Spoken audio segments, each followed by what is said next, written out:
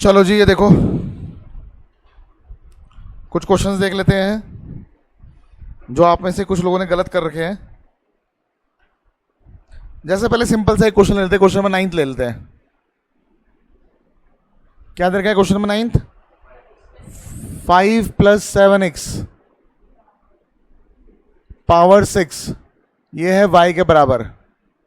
जब आप डिफरेंशिएट करोगे तो आगे d/dx लगा दोगे, सही बात है कि नहीं है? यहां भी आ जाएगा d/dx 5 + 7x power 6।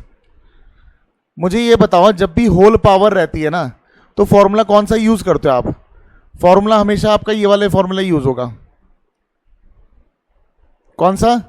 d/dx of x raise to the power n। क्या होता है फॉर्मूला? n आगे आ जाएगा, x की पावर 1 कम कर दी जाएगी। जब भी होल पावर होता है तो ये पूरा ही x होगा। पहले आपने यही फॉर्मूला लगाना है। कई लोगों को देखा, पहले वो अंदर घुस गए, अंदर पहले डिफरेंशिएट कर दिया। नहीं करना है ऐसे, पहले पावर ही डिफरेंशिएट होगी। तो 6 आगे आएगा, ये x की जगह पे हमने आइडेंटिफाई कर लिया। जब हम इस फॉर्मूले से इसको कंपेयर करेंगे तो x की जगह पे क्या है यहाँ पे? 5 + 7x। ठीक है, तो इसको डिफरेंशिएट दोबारा से करना पड़ेगा।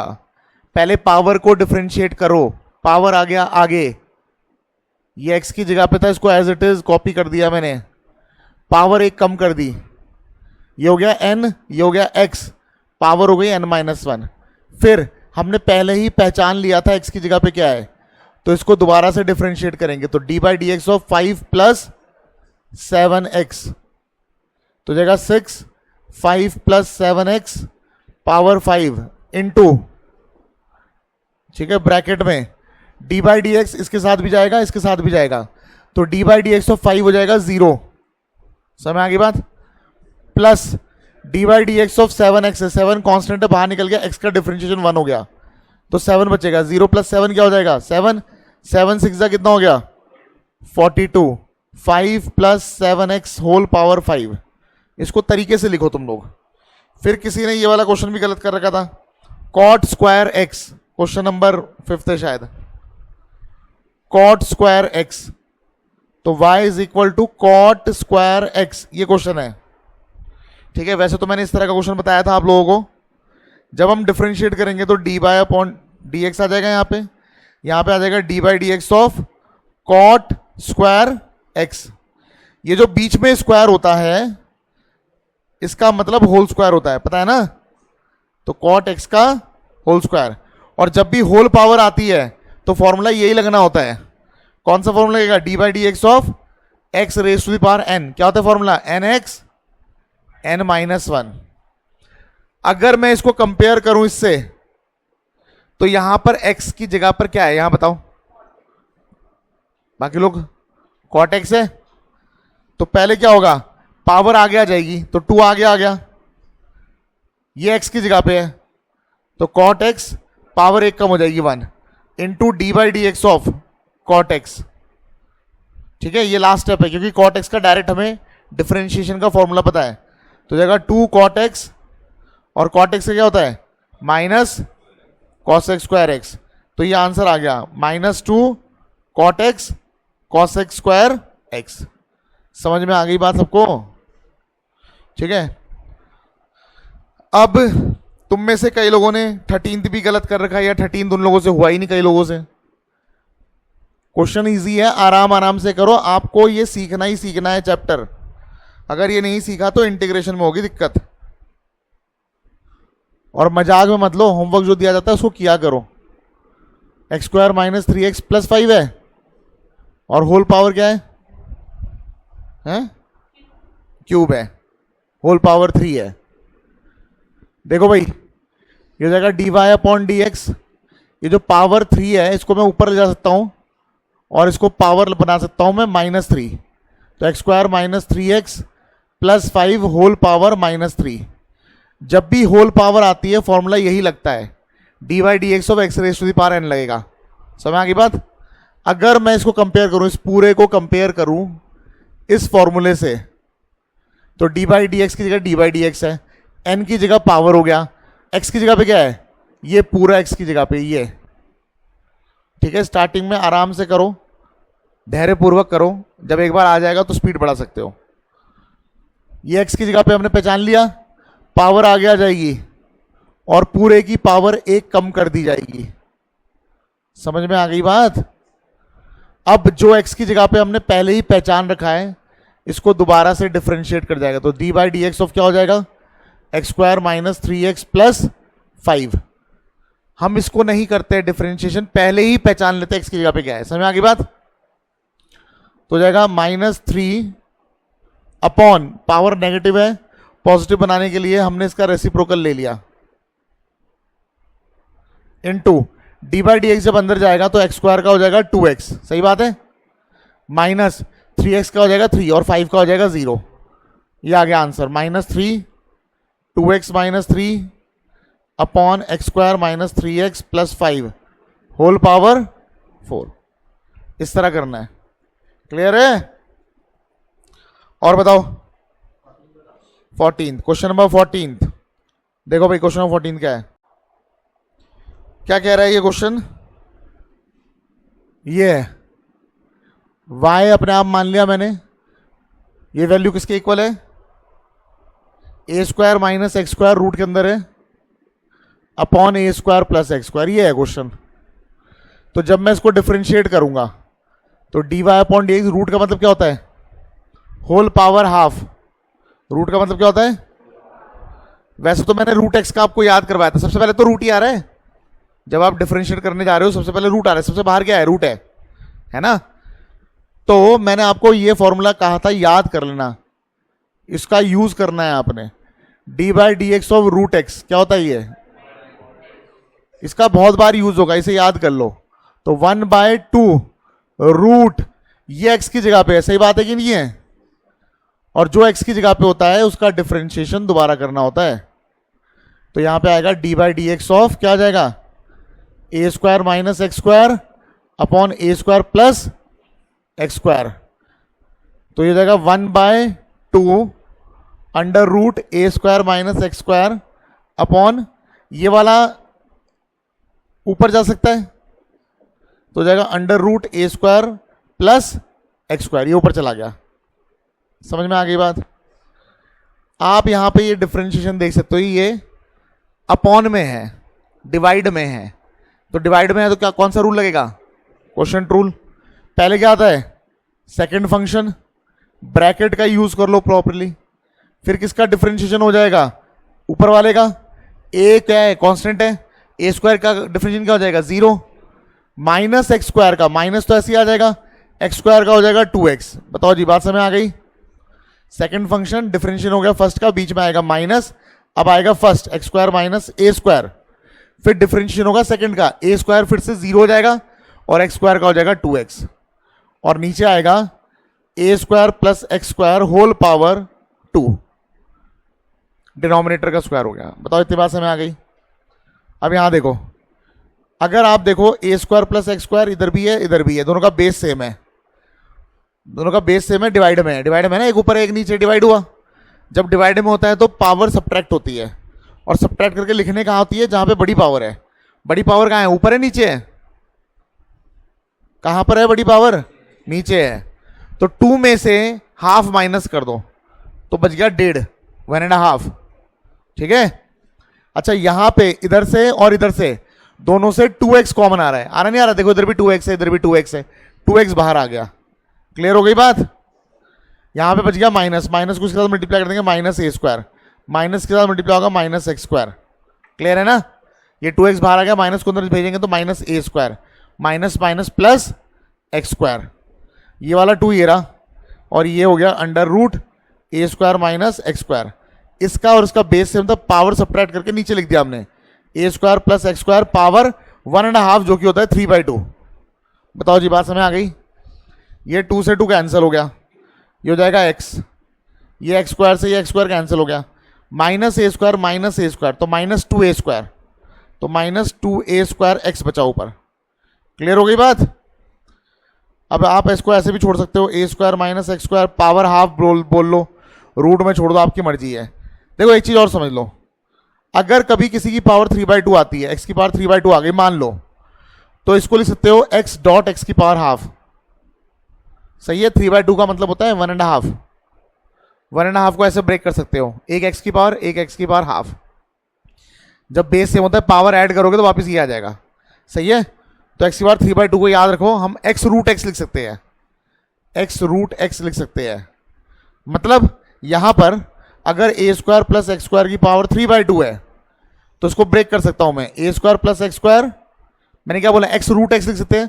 तो ये एक्स हो गया, रूट एक्स का मतलब हो गया x, a square plus x square power half. तो चाहे तो मैं इसको ब्रेक कर सकता हूं, वरना मैं ऐसे भी छोड़ सकता हूं। ठीक है, a square plus x square power 3/2 ऐसे ही छोड़ रहा हूं मैं। समझ में आ गई बात? ठीक है, अब आ जाओ क्वेश्चन नंबर 15 पे भी आ जाओ, 15 भी करा देता हूं। क्वेश्चन नंबर 15 देखो जी,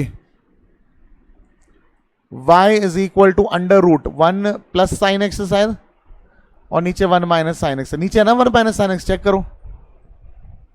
हाँ जी सही है। अब यहां देखो, इस क्वेश्चन को आप डायरेक्टली इस तरीके से भी कर सकते हो, पर एक बात है, लेंदी हो जाएगा। ठीक है ना। दूसरा, आप इस बात को ध्यान रखना, इफ डिनोमिनेटर इज, अगर डिनोमिनेटर आपका हुआ 1 प्लस माइनस साइन एक्स, यानी 1 प्लस साइन एक्स हो या 1 माइनस साइन एक्स हो, ठीक है, या फिर 1 प्लस माइनस कॉस एक्स हुआ, या फिर sec x plus minus tan x हुआ, या फिर cosec x plus minus cot x हुआ, देन रैशनलाइज द डिनोमिनेटर। तब आपको रैशनलाइज करना चाहिए हमेशा। ठीक है, ऐसा क्यों? क्योंकि अगर आप रैशनलाइज करोगे, सोचो अगर 1 प्लस साइन एक्स है डिनोमिनेटर में, आप रैशनलाइज करोगे तो ऑपोजिट साइन से मल्टीप्लाई, मतलब बीच का साइन चेंज करके ऊपर नीचे मल्टीप्लाई करोगे, यही करोगे। तो सोचो अगर इसको मल्टीप्लाई करोगे 1 प्लस साइन एक्स को 1 माइनस साइन एक्स से ऊपर नीचे मल्टीप्लाई, तो नीचे बन जाएगा, फॉर्मूला हमेशा बनेगा a plus b a minus b, जो कि होता है a square minus b square, हमेशा बनेगा। रैशनलाइज जब भी करते हैं बीच का साइन चेंज करते हैं, हमेशा यही फॉर्मूला बनता है। समझ आ गई बात?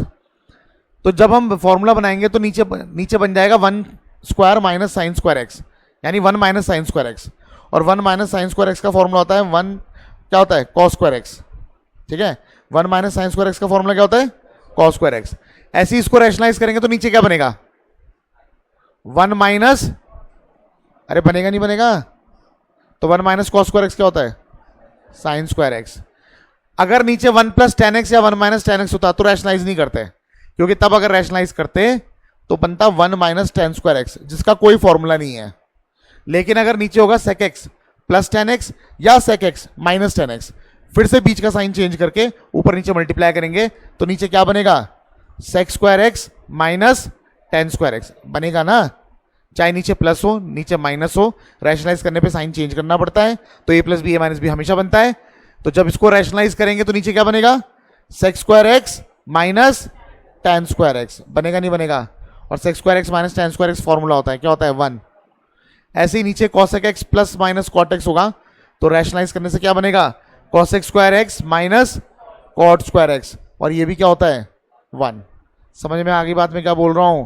तो रैशनलाइज करके तब फायदा है जब फॉर्मूला बन रहा हो। ठीक है, और ये बात मैंने आपको इनवर्स ट्रिग्नोमेट्री में भी बताई थी।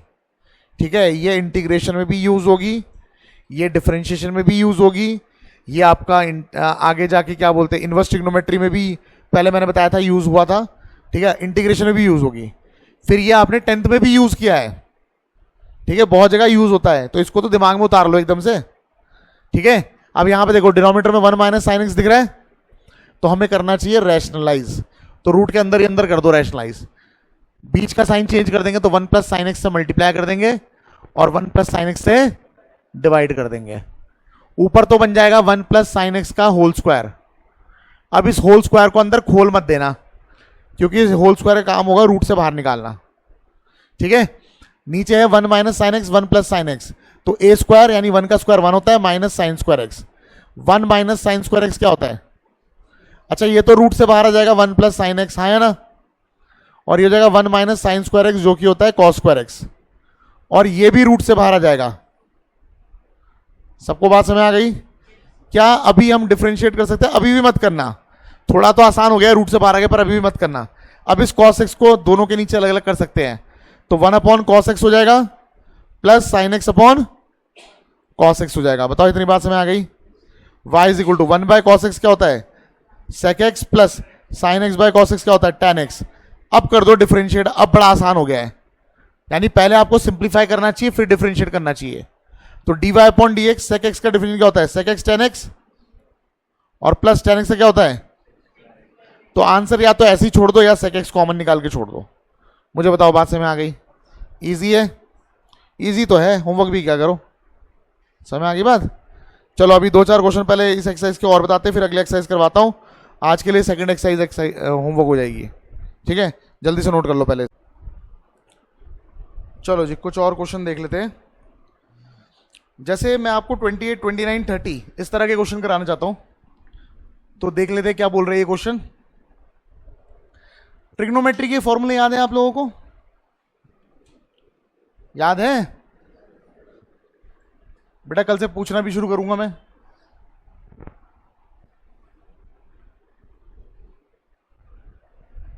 सुनो, कुछ फॉर्मूले थे, जैसे अगर मान लो कभी आ गया sign A cos B, cos A sine B, cos A cos B और साइन ए साइन बी। कभी अगर ऐसा आ गया तुम्हारे सामने, डिफरेंशिएशन में आ गया चाहे इंटीग्रेशन में आ गया, ठीक है, तो हम लोग क्या कर सकते हैं, 2 से मल्टीप्लाई 2 से डिवाइड कर सकते हैं। 2 से मल्टीप्लाई करने पे जो डिवाइड करेंगे वो तो बाहर पड़ा रहेगा, चलो कोई बात नहीं। पर ना कुछ ट्रिग्नोमेट्री के फॉर्मूले जिनमें आगे 2 आता है, 2 साइन ए कॉस बी, ये फॉर्मूला है। क्या फॉर्मूला होता है इसका? साइन ए प्लस बी प्लस साइन ए माइनस बी। याद नहीं है? याद करो। इसका फॉर्मूला जाएगा साइन ए प्लस बी माइनस साइन ए माइनस बी। इसका फॉर्मूला होता है cos A plus B plus cos A minus B, और इसका फॉर्मूला होता है cos A minus B minus cos A plus B. ठीक है, आप लोग मुझसे आज फॉर्मूले ले लेना जिनके पास नहीं है, वैसे तो ज़्यादातर लोगों के पास होंगे ही। ठीक है, फॉर्मूले की शीट ले लेना, शाम को लेना। ठीक है, तो ये फॉर्मूले हैं। अब जैसे क्वेश्चन नंबर मान लो 28 आ गया, ये दे रखा कुछ ऐसा, y is equal to, y तो मैं खुद लगा देता हूं, और दे रखा है उन्होंने साइन 5x cos 3x। इस तरह का क्वेश्चन दे रखा है। मैं इसको डायरेक्ट प्रोडक्ट रूल से भी कर सकता हूं, कोई दिक्कत नहीं है, समझ आ गई बात। लेकिन अगर ये प्रोडक्ट से सम में कन्वर्ट हो जाए तो हमारे लिए डिफरेंशिएशन भी आसान होता है, इंटीग्रेशन भी आसान होता है।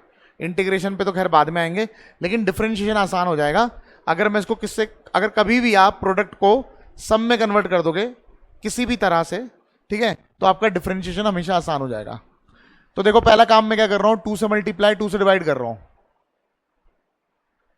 क्यों कर रहा हूं ऐसा? ताकि ट्रिग्नोमेट्री के इन 4 में से कोई फॉर्मूला बन जाए। फिर से बता रहा हूं, मैं डायरेक्ट भी कर सकता हूं। डायरेक्ट अगर आप करोगे तो कुछ अलग आंसर आएगा, दिखने में अलग होगा पर सही होगा वो भी। और अगर मैं 2 से मल्टीप्लाई 2 से डिवाइड करूंगा तो अलग आंसर आएगा, ठीक है ना, ये भी लेकिन सही होगा। क्लियर हो गई बात? तो 1/2 बाहर आ गया। अच्छा, किसको ए मानना है किसको बी मानना है? जो बड़ा होता है उसको ए मानना हमेशा, ठीक है। क्या आप छोटे वाले को भी ए नहीं मान सकते? मान सकते हो, फिर एक स्टेप बढ़ जाएगा फालतू में। ठीक है, मैं क्या बोल रहा हूं, जो बड़ा है उसको ए मानो। क्लियर है? फॉर्मूला लगाओ, 2 साइन ए कॉस बी, वहां पे लिख रखे फॉर्मूला क्या है, साइन ए प्लस बी यानी 8x आ जाएगा। फिर क्या आएगा, प्लस साइन ए माइनस बी यानी क्या आ जाएगा, साइन 2x। अब हम डिफरेंशिएशन के लिए रेडी है, तो क्या हो जाएगा, dy upon dx is equal to half sine 8x का क्या हो जाएगा बताओ? साइन का करेंगे पहले तो आएगा cos 8x, 8x का दोबारा से करेंगे तो आएगा 8। ठीक है, अब प्रैक्टिस हो जानी चाहिए धीरे धीरे। प्लस साइन का करेंगे तो क्या आएगा, cos 2x, और 2x को दोबारा करेंगे तो क्या आएगा, 2। ये जो हाफ बचा हुआ है दोनों के साथ अंदर मल्टीप्लाई कर दो। हाफ जब 8 से मल्टीप्लाई होगा तो 4 cos 8x हो जाएगा, और प्लस ये 2 से 2 कट जाएगा, cos 2x हो जाएगा। समझ में आ गई बात? अब इस एक्सरसाइज के बचे हुए क्वेश्चन करने हैं आपको, और अगली एक्सरसाइज के भी मैं 1-2 क्वेश्चन बता देता हूं। ठीक है, वैसे तो है तो वही चेन रूल के ऊपर ही है, लेकिन तब भी डिस्कस कर लेते हैं। एक्सरसाइज कौन सी एक्सरसाइज है? 10B, 10B RS की एक्सरसाइज 10B। अब जैसे मान लो इसमें एक क्वेश्चन दे रखा है फर्स्ट का third part, y is equal to e raise to the power x cube. जब मैं इसको डिफरेंशिएट करने जाऊंगा d बाई डी एक्स, यहां पे भी आ जाएगा d by d x of e raise to the power x का क्यूब। अब मुझे एक चीज बताओ, जब आप e देख रहे हो कौन सा फॉर्मूला याद आ रहा है? e की पावर x, पर e की पावर x की जगह पे क्या आ रहा है बताओ? तो चेन रूल लगेगा, जब भी x की जगह कुछ और आता है तो हमेशा चेन रूल लगता है, पता है ना? तो e की पावर x का डिफरेंशिएशन क्या हो जाएगा? e की पावर x, तो पहले जो x था वो तो मैंने कॉपी कर दिया, फिर d by d x of क्या हो जाएगा? x cube. और ये लास्ट स्टेप है क्योंकि x की जगह पे x आ गया, x की पावर n लग रहा है, अब x की जगह पे x ही है। समझ में आ गई बात? तो हो जाएगा e raise to the power x cube और ये हो जाएगा 3x स्क्वायर। ये आंसर आ गया। आप पहले 3x स्क्वायर फिर e की पावर x क्यूब लिख सकते हो, ये आंसर आ गया। समझ में आ गई बात? ये जो एक्सरसाइज है ये चेन रूल पे ही आधारित है, चेन रूल पे ही बेस्ड है। बस यहाँ पर क्या है, e की पावर x वाले क्वेश्चन है, log वाले क्वेश्चन है, तो कुछ अलग नहीं है। समझ में आ गई बात? दोनों एक्सरसाइज कंप्लीट करो, हर एक क्वेश्चन करना है आपको। कल मैं डाउट ले लूंगा दोनों एक्सरसाइज के, जो भी बच्चे हुए डाउट है, ठीक है ना? चलो शुरू करो।